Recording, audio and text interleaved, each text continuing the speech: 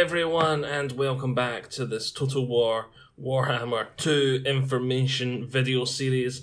Today we're going to be talking about two things, and they sort of tie together nicely, and you can't really talk about one of them without talking about the other, and that is going to be the possibility of Tomb Kings in-game and the playable map, campaign map, that sort of thing. Now, we're going to be starting off talking about the map, because it's easier just to talk about that first, because then that brings us on to the Tomb Kings, because you can't really talk about the Tomb Kings, because its whole reasoning behind what I'm going to talk about is the campaign map. So the first thing I'm going to bring up is this old data mined map that was discovered, I think it was just after the game's release. I'm pretty sure that was when it was found. It was roughly around then anyway.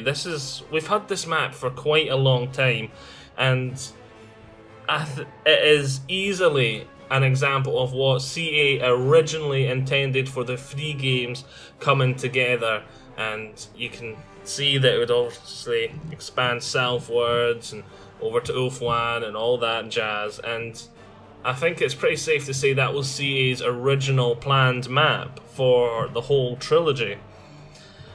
But I'm pretty sure as well now that that is no longer the case. And with one of the continents CA has announced being the Southlands, which is below where this map is, we can pretty safely assume that CA has expanded on what they originally intended with this map here. So that ties in perfectly with how CA have stated that they have been overwhelmed with just how well the first game has done, and that means they are able to afford to do so much more for the second and third game. So the second and third game are going to be much bigger, much grander than they originally intended. And so that brings us on to what I'm talking about here. I think the data mined map is a good example of what they were going to do before, but we can expect even grander designs. Now, we know the second game is going to expand into 4 new continents, and those 4 new continents are Lustria, of course, kind of hard considering we've seen it constantly to not include Lustria. Nagaroth, the home of the Dark Elves. Ulfwan, the home of the High Elves, and the original home, well, I say the original, the sort of homeland of the Dark Elves before they left. Obviously it's not the original home. If you look into the old High Elf and all that lore, they've got a whole Atlantis type thing going on. And then the last place that was announced to be a continent that's going to be in-game is the Southlands. Now this is huge, because we're going to take a break from the campaign map to talk about the Tomb Kings, because this is where they come in. If the Southlands and all that lovely desert and the few forests there and all that lovely land is going to be included, obviously not its total size, because it is huge, so obviously we're only going to get a wee chunk. I suspect we're getting a wee chunk of it, a large chunk of Lustria, a large chunk of Nagaroth, if not all. But the Southlands, we're definitely only going to get a chunk, because it is huge. But what is there? There is Arabi, and the Tomb King lands, as well as some Lizardmen places, and obviously some Skaven places and that sort of thing. But the main huge thing coming though is that's Tomb King land. So that can mean 3 possibilities for the Tomb Kings. For me, they're basically guaranteed to be in Total War Warhammer 2 at some point, because their lands are there. It'd be stupid for CE to include the Southlands and it not have the Tomb Kings there in some way, shape or form, because large chunks of it, it's not like the Wood Elves, where it's just one little forest in the corner that they can just say, ah, that's impassable, no one ever goes there. And then, bam, look, oh, the elves are coming out. They can't really do that with the Tomb Kings. Well, I suppose they can, because they're similar in the way that anyone that goes there gets killed. But instead of it being one little forest, you wouldn't even think twice at it, because you're just scrolling over the map. You might just suddenly go, huh, that's a large impassable area if you scroll over, but not think much of it. The Tomb Kings own a much larger area of land, and for them to be a part of the map and it just to be completely impassable, it'll just be like a huge chunk of this map in the corner that are just like, well, what's the point of that even being there? To me, it even looks like the CA were hinting at Tomb Kings themselves in this little clip here. Dangerous deserts with all the hazards that entails and all kinds of other environments. So, in my opinion, they're almost guaranteed to be in the game in the form of either Bretonnia, how Bretonnia was at Total War Warhammer 1's release, or as how Chaos is in Total War Warhammer 1's release. Or maybe even how... No, because again, they can't be like Wood Elves. It is possible they're going to be like the Wood Elves, but I really, really doubt it. So yes, I either see them being like Bretonnia, they're going to be a free LC at a later date, they're just going to be there as a bare bones AI roster at the beginning with maybe some multiplayer battles thrown in with their bare bones units, or they're going to be like Chaos and they're going to be early adopter bonus. I suppose they could be somewhere in between the Wood Elves and Bretonnia. They could be a DLC, complete DLC, and you just don't get them in the multiplayer at launch like you did with Bretonnia. So sort of halfway between Bretonnia and a DLC is the fact that the AI's got them, there's a few barebone stuff there, but to actually play as them and to unlock the full rosters at a later date, blah de blah de blah. So that is a possibility as well. So yes, we're talked about what I think the Tomb Kings are going to be, that sort of thing. So we're now going to leave them and go back to the campaign map, because I don't want to keep talking about the Tomb Kings here. I want to do a whole video where we just go through the army book and talk about the units, all that sort of stuff, about who the Tomb Kings are. This is more just the saying, the Tomb Kings are going to be in Game 2, I bet you. I bet you. And my reasoning for that was what this video is more about, to do with the Tomb Kings. So now back to the campaign map. So we've got this big map here, and we're going to get roughly a nice big chunk of it. I think the map's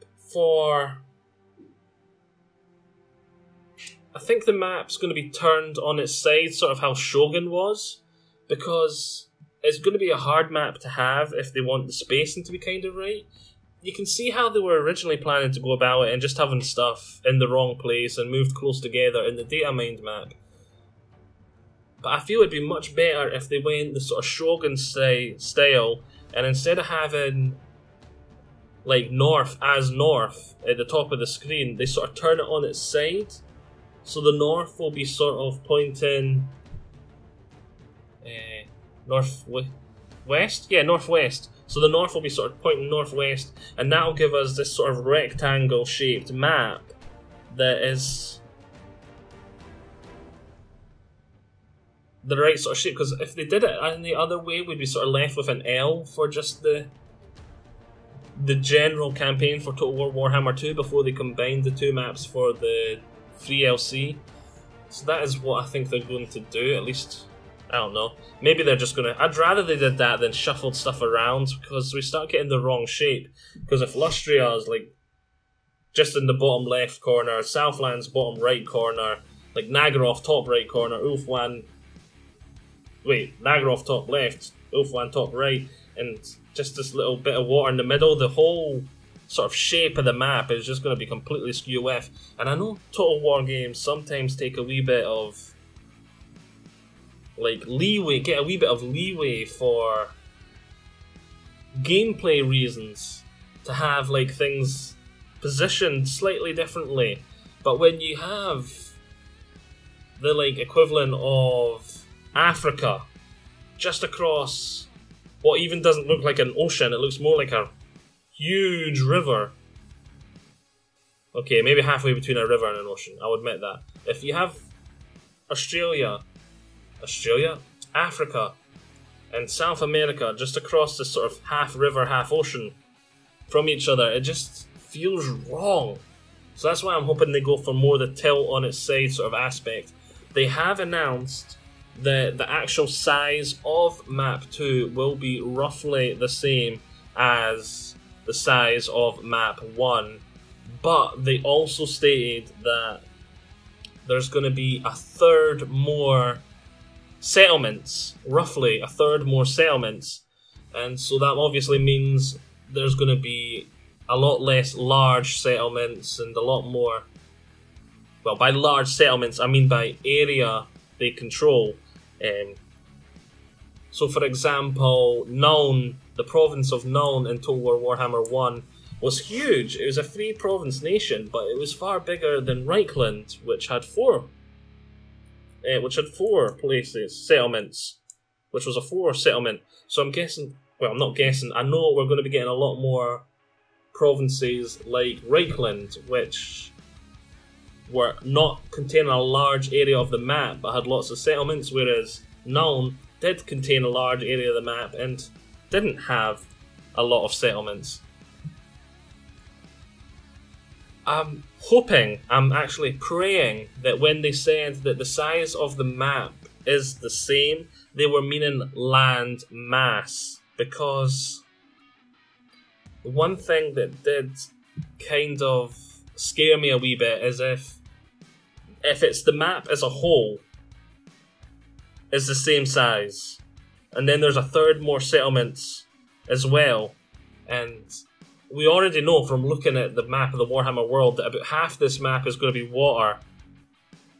We're going to have settlements literally like right beside each other and not that much room to maneuver, and it's just going to feel like settlement, settlement, settlement, settlement, settlement, and they're going to be so close and tucked in. I'm hoping and praying that they're talking about actual land, which will actually mean that the map itself, the actual size of the map, not the land mass, will be about twice the size, if I'm correct, of the game map in the first game, because there was next to no water. So I'm praying they're talking specifically about landmass when they say the size of the map, because otherwise, well, we'd have to half the distance between settlements in the first map, and then we'd have to increase the number of settlements by a third again, and settlements are just going to be literally next door to each other. And though I can see Ulfwan might be a bit like that, so maybe that's where how there seems so many settlements.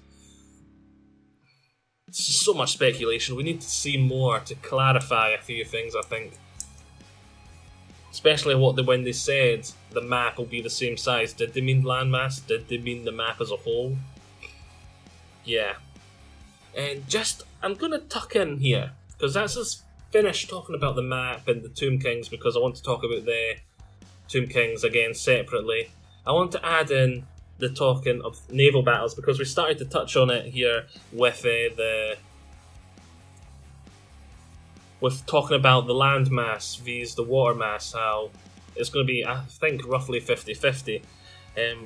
CA have confirmed no naval battles. Naval battles are not a thing, but they did say there's going to be a lot more options to do with navies. So I'm guessing it's going to be similar to how older Total Wars were, where you had navies, but all the battles were forced to be auto-resolved. Now, those of you that have just played Total War Warhammer and not played the older Total Wars, kind of be... I wouldn't be surprised if you're going, well, is that not exactly the same as what we've got in game at the moment? And no. by navies, I don't mean just armies with transports on the water. I mean actual, you recruit ships the same way as you would recruit armies, except the battles would just be auto-resolved, and the navies cannot go on land like armies can go on water. And armies going on water is something that's only been around since Rome 2, but they get transport ships and they're easily destroyed by actual navies. And I feel like these navies are going to introduce a lot more, because they said there's going to be a lot more stuff to do with stances. The naval stuff is going to be quite important in the new game, though it's all going to be auto-resolved battle-wise. Obviously, the Dark Elves are going to be wanting to naval raid and pillage like mad. I'm guessing they're going to get some unique stances, they're going to get tons of bonuses from sea raiding, and I'm guessing that's how the Dark Elves are going to make almost all their money, and that's sort of going to be sort of like their main thing. They're going to have like fleets going around making their money raiding, and obviously have their weird and wonderful stances to go with that. So yes, here we go, there's the third video for our Total War Warhammer information. I'm a wee bit tight for time, so I'm trying to get this talking bit done as fast as possible. What we're going to be talking about next time is I'm going to pull out my copy of the latest Lizardmen Army book, and I'm going to be going through it through its entire roster, going through its spells, going through its characters, and we're just going to be talking about the Lizardmen, who they are, what the race's opinion is of the world, why they are the way they are, all their units, what I expect to be in game, what has been confirmed to be in game with the dev diaries animations, and their gameplay, their mechanics that I expect to see, that sort of thing. We're just going to be talking about the race as a whole, so I expect the next one to be quite long. As I said, I'm just going to pull out the army book and we're just going to flick through it. So I hope you have all enjoyed this. Join me for the next part. I'd love to hear what your thoughts are on the campaign map and whether you think Tomb Kings are going to be a thing or not. See you all next time. Bye-bye.